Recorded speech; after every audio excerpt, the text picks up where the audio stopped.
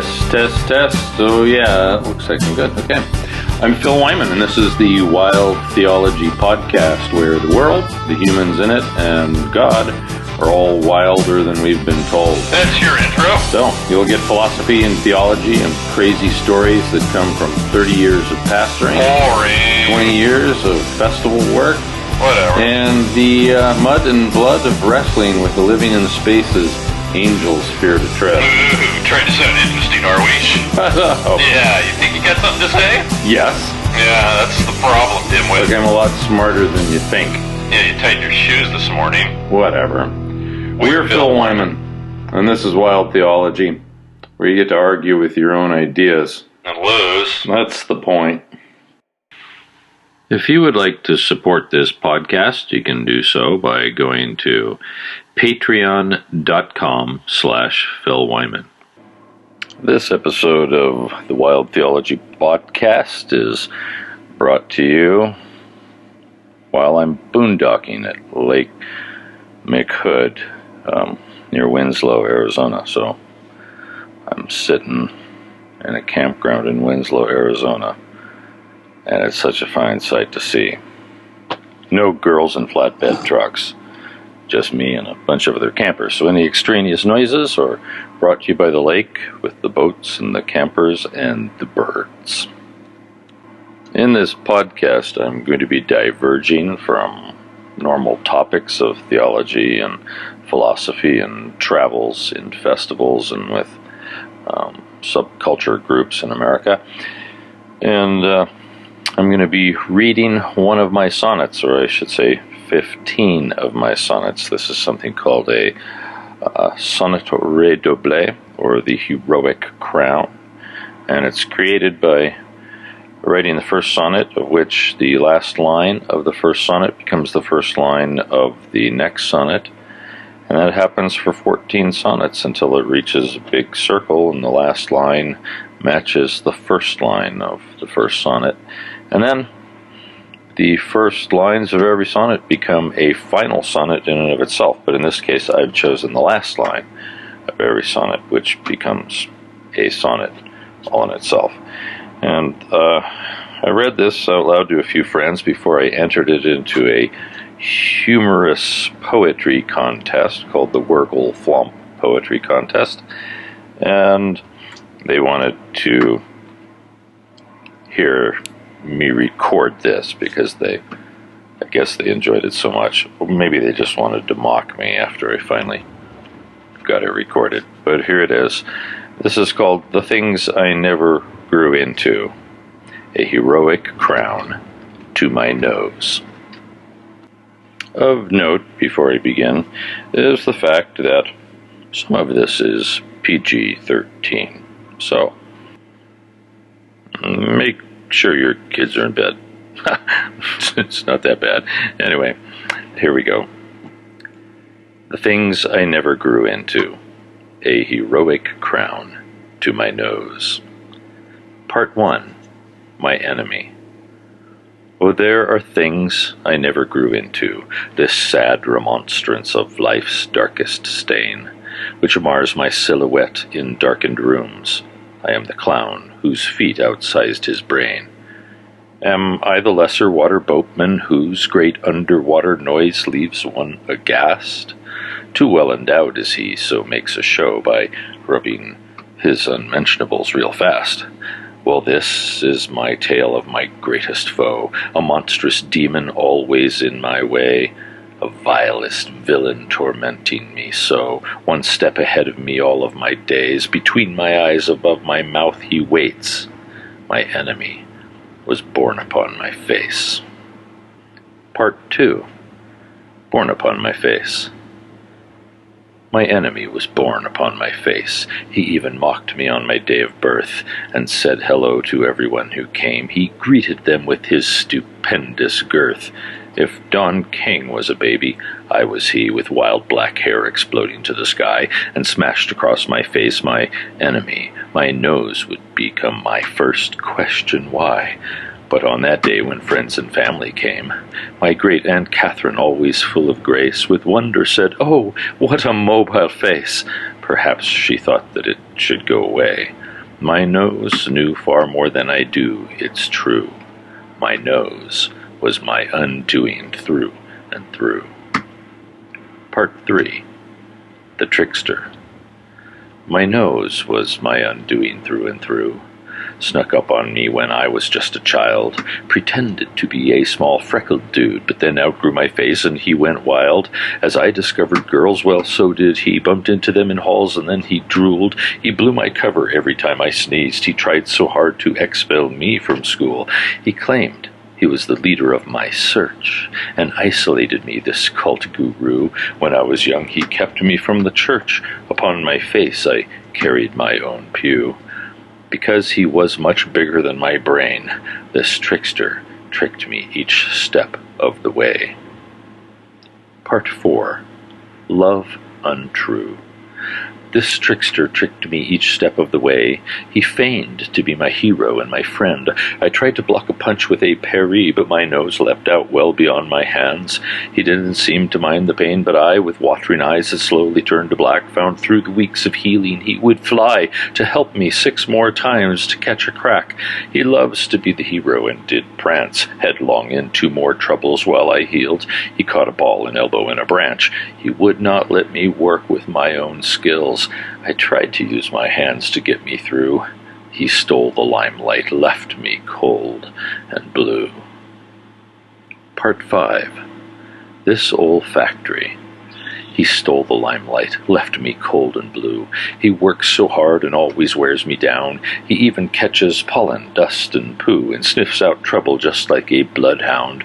And every spring, becoming a vacuum, he sucks up resources to make products. Then this olfactory churns out tons of goo, enough to grease a fleet of semi-trucks.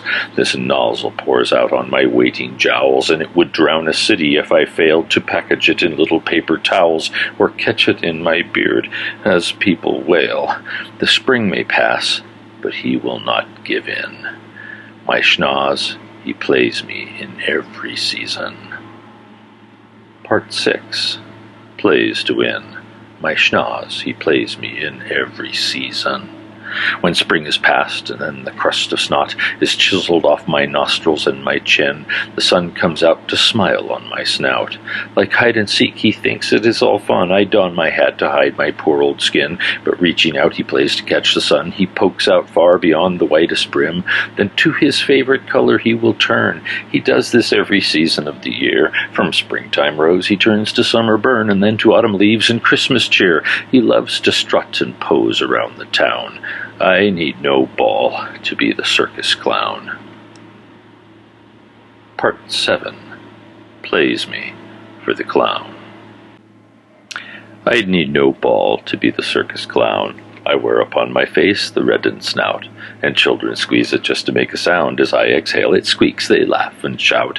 Oh, elephants have trunks, and cars have hoods, and birds have beaks, but I have special grace. I smell the skunk before he leaves the woods, and I arrive before I find the place. Now, some would call my nose noble, but I deserve a Nobel Prize for making peace with my own face, and with this weight, despite the years of mocking, I will never cease. He grows, I shrink, I fight, he stinks like sin, though he may increase, I will not give in. Part 8. My forefathers' war. Though he may increase, I will not give in. My forefathers of old fought this same war. Could this proboscis be an ancient jinn, a demon repeating this cursed lore? I've seen my nose upon $10 bills, like Alexander Hamilton, who died as Aaron Burr steadied his pistol still. He could not miss the target, oh, so wide. My grandfather, he had a nose like mine. It skips a generation, this is true. I know this because where I go I find my nose arrives decades before I do. If I survive, then it shall be my crown, in spite of jokes he makes around the town. Part 9. Not alone in suffering. In spite of jokes he makes around the town, I'll not resort to cutting off my face, although he sniffs and snorts and makes weird sounds, embarrassing me all along the way. I'm not the only human with a honk. Old Rodney Dangerfield got no respect. 'Twas said that Streisand insured her great conch, but it was more a payoff, I suspect. Old Tom, he kept his Jones, but chopped his horn. With rhinoplasty shaved off his great bump, and Michael Jackson suffered public scorn. His nose still won, though it was just a stump. He is a brilliant jester and my bane, this monument to suffering and pain. Part 10. Pay through the nose. This monument to suffering and pain, unlike Saddam's statue on Firdas Square, where cities bearing Comrade Stalin's name stands tall and proud despite his dark affairs. I pay the rent, but he hogs up the space. At least Mount Rushmore earns a modest fee. To view the noses, buy a parking place, but people view this prominence for free. And Mount Snowdon sells tickets for the train. The Eiffel Tower, the Leaning Tower, too, all earn respect and make a decent wage. I pay for him, and still am played the fool. I wish I had $1 every time I found his shadow overshadowed mine. Part 11. Right under my nose. I found his shadow overshadowed mine. No, he does not work for my best concerns. A narcissist, he's always in the light and sticks himself in places I get burned. He tries to drink my drinks before I do, and if he fails, sucks them back up and out. Imagine soda water gushing through a 6-foot stinging hose that makes you pout. The refrain of my life is too well known. I lose my things, I lose my way, I lose. As people watch me, they all sigh and moan, and then they shout, "It's right under your nose." I grabbed the reins. I tried to remain sane. Although I labor, it is all in vain. Part 12. To the grindstone. Although I labor, it is all in vain. Tied round my neck, my nose is my millstone. He'll rub me in this fact all of my days. I am his slave forced down to the grindstone. I used to run to win, but now I see the marathon of life has forced my pace. For every finish line I try to reach, he beats me by a nose in every race. I try to catch my breath, but he's there first, and almost daily blocks the passageways. It should have been a girl, but I've been cursed. My adversary stole my breath away. I count the days until I am enshrined. He writes my epitaph line by cruel line. Part 13. An epitaph of lies. He writes my epitaph line by cruel line, and as I age he seems to stay so young, and while I shrivel he grows so sublime. As most things shrink, my face is still well hung. Inside the caverns of my famous Alp, the harvest has begun to fruit and seed. The forest in my nose must now be scalped before the birds make nests within the trees. He grows, and I do not know why. Like when Pinocchio prevaricates, my birthday must be like telling a lie. He'll grow an inch each year I celebrate. Am I not justified for feeling sore? Oh, learn this lesson from a life lived poor. Part 14. Learn this lesson. Oh, learn this lesson from a life lived poor. Could not suppress his growing influence. He is a skilled and evil raconteur. It's too late now for me to gain my sense. He'll be the hero on my face at death. He'll be memorialized at my funeral. And when I die, he'll take the final breath. Please hear me now, for he is full of bull. And when they bury me deep in the loam, a monumental hill, a monstrous mound, must be raised just beneath my cold tombstone, because he'll stick up far above the ground. That mound will rise to give a lesson true, that there are things you'll never grow into. Last words. A sonnet of last lines. My enemy was born upon my face. My nose was my undoing through and through. This trickster tricked me each step of the way. He stole the limelight, left me cold and blue. My schnoz he plays me in every season. I need no ball to be the circus clown. Though he may increase, I will not give in spite of jokes he makes around the town. This monument to suffering and pain, I found his shadow overshadowed mine. Although I labor, it is all in vain. He writes my epitaph line by cruel line. Oh, learn this lesson from a life lived poor, that there are things you'll never grow into.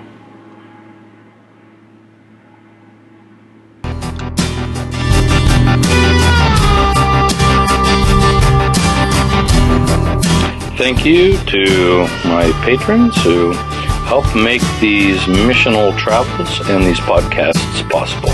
Without you, I couldn't do it. God bless you.